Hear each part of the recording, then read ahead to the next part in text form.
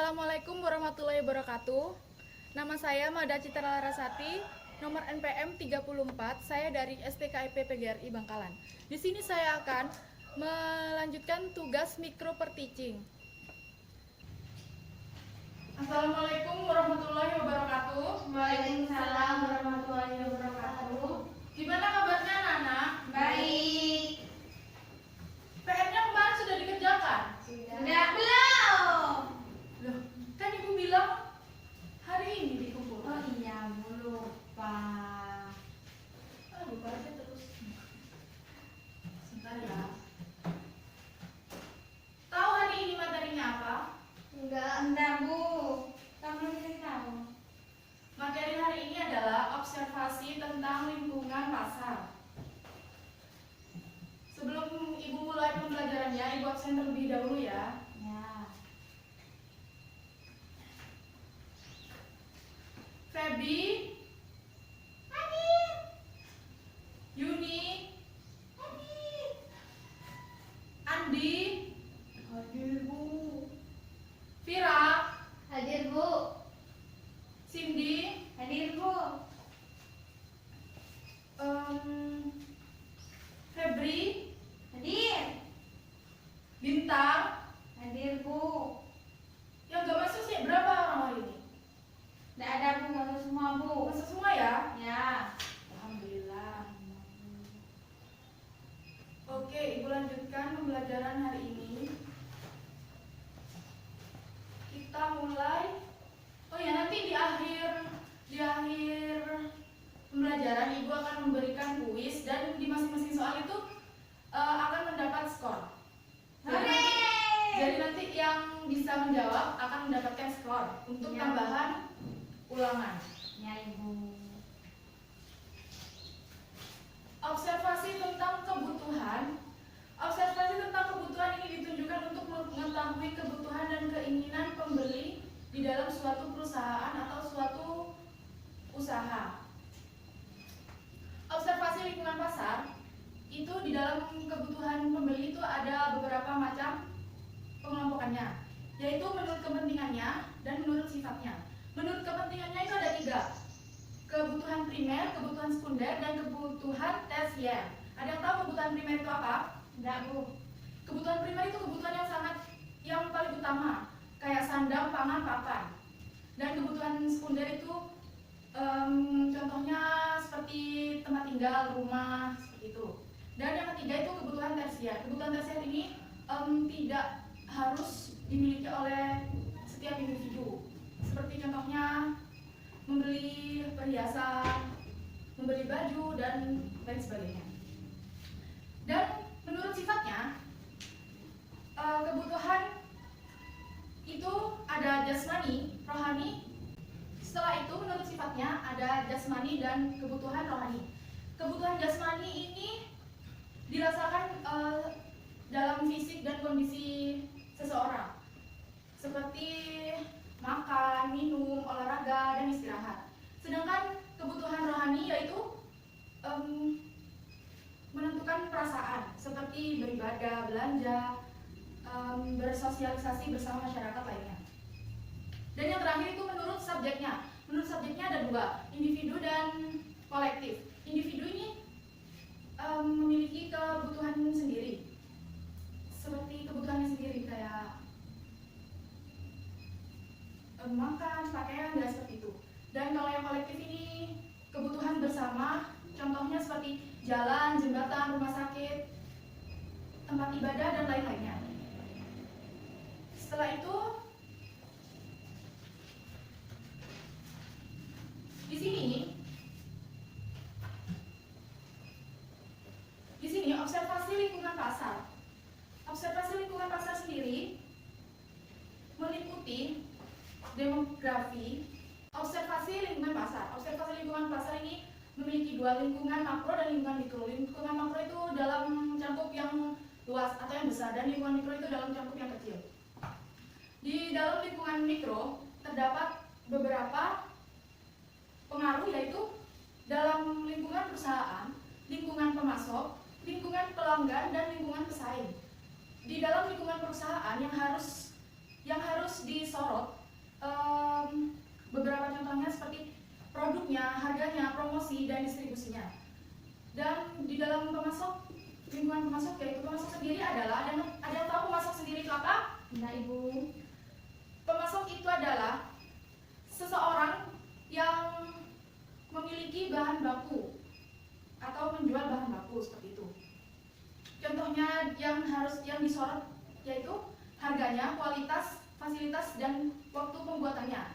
Di dalam lingkungan pelanggan, pelanggan ini adalah konsumen yang akan membeli barang suatu perusahaan. Yang diamati yaitu daya beli, pelayanan pelanggan. Pelayanan pelanggan ini sangat berpengaruh sekali. Jika pelayanannya yang baik, maka pelanggan yang datang itu akan semakin banyak dan semakin meningkatkan pendapatan suatu perusahaan. Di dalam lingkungan. Dan yang terakhir yaitu pesaing. Pesaing ini penjual seseorang yang menjual yang sejenis dengan kita. Contohnya yang harus diamati yaitu kualitasnya yang baik, kenyamanan pelanggan, jasa dan inovasi di dalam produk. Dan dalam lingkungan makro ada beberapa faktor juga. Dalam lingkungan demografi, ekonomi, alam, teknologi, politik dan budaya. Demografi yang diamati yaitu dalam tingkat pendidikannya, jenis kelamin, dan agama, usia, dan lain-lainnya. Dalam lingkungan ekonomi, yaitu tingkat pendapatan suatu daerah itu dapat mempengaruhi dan menentukan cocok atau tidak di dalam daerah tersebut. Dalam lingkungan alam, yang paling diamati yaitu menipisnya sumber daya alam. Menipisnya sumber daya alam dapat mempengaruhi perkembangan suatu usaha di dalam perusahaan tersebut. Dan lingkungan teknologi. Perkembangan teknologi ini sekarang sudah sangat canggih. Sekarang sudah bisa menggunakan komputer, media sosial, dan alat teknologi lainnya. Perkembangan ini dapat meningkatkan suatu perkembangan di dalam perusahaan. Dan setelah itu politik, dalam lingkungan politik. Lingkungan politik ini sebenarnya juga berpengaruh dalam suatu kegiatan usaha, yaitu di dalam lingkungan politik ini memiliki aturan-aturan untuk dalam berbisnis. Jadi setiap bisnis itu memiliki aturan-aturannya.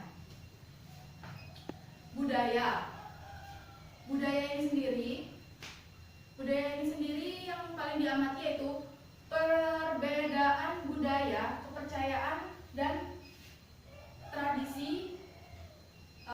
Jadi tadi di lingkungan makro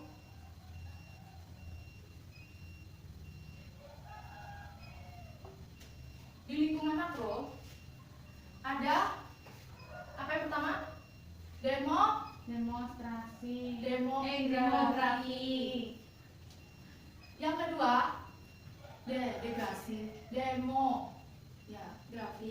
Yang kedua yaitu ekonomi. Yang ketiga faktor alam. Yang keempat ada faktor politik. Yang kelima ada faktor teknologi. Yang terakhir ada faktor budaya. Sedangkan yang di lingkungan mikro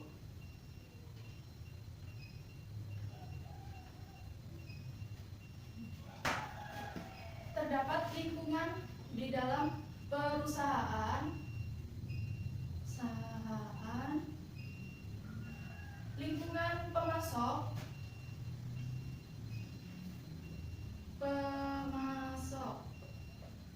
pelanggan,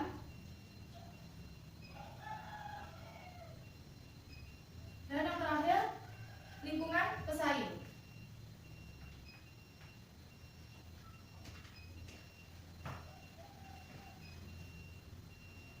Paham semuanya? Paham. Ada yang mau ditanyakan? Ada Bu, mau tanya Bu. Ibu mau tanya. Iya, tanya apa? Bentar. Nomor absen?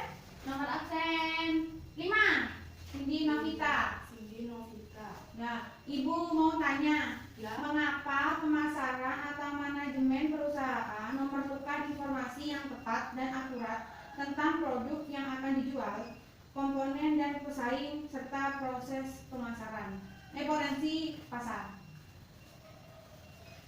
Diulang lagi.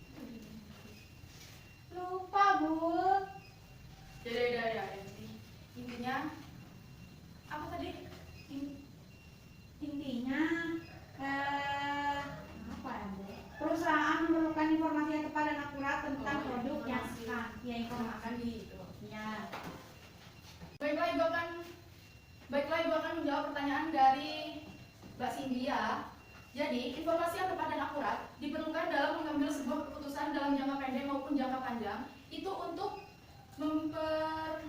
meningkatkan kebutuhan perusahaan supaya perusahaan itu semakin berkembang. Gitu. Ada lagi? Tidak, Bu. Sudah. Ibu, Ya, kenapa lagi? mau izin. Mana? Mau ke kamar mandi, Bu. Boleh. Ya, silakan. Sesuai janji Ibu tadi, Ibu akan memberikan kuis dan setiap soalnya mendapatkan skor. Ya, silakan. Sebentar ya.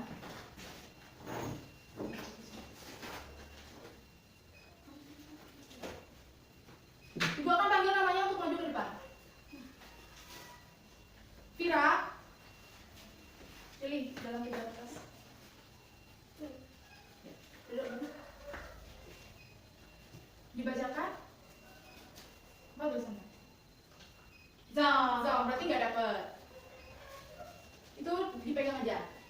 Sekarang Mbak Cindy, maju. Oh ya, Ibu aja bisa nyamperin.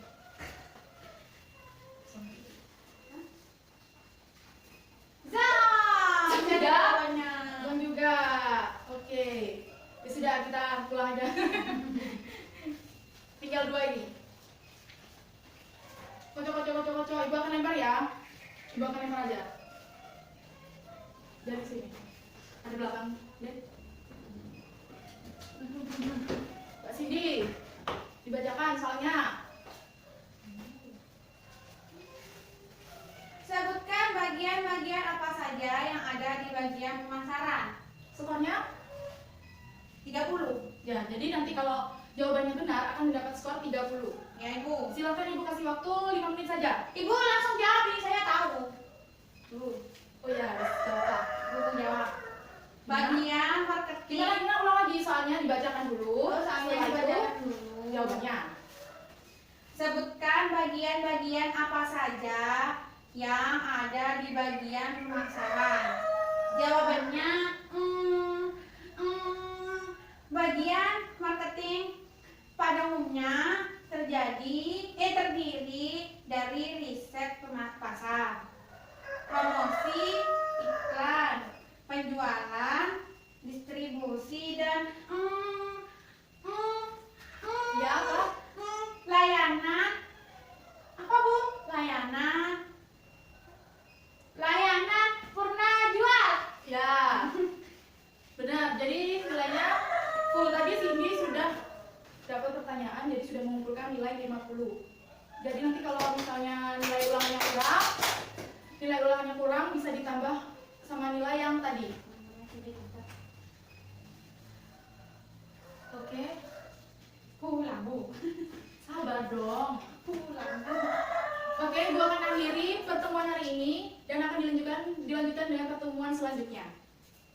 Sudah tidak ada pertanyaan lagi kan? Enggak. Oke, terima kasih atas waktunya. Mohon maaf apabila ada kekurangan. Assalamualaikum warahmatullahi wabarakatuh. Terima kasih sudah menyaksikan video saya. Mohon maaf apabila ada kekurangan atau salah kata. Wassalamualaikum warahmatullahi wabarakatuh. Waalaikumsalam.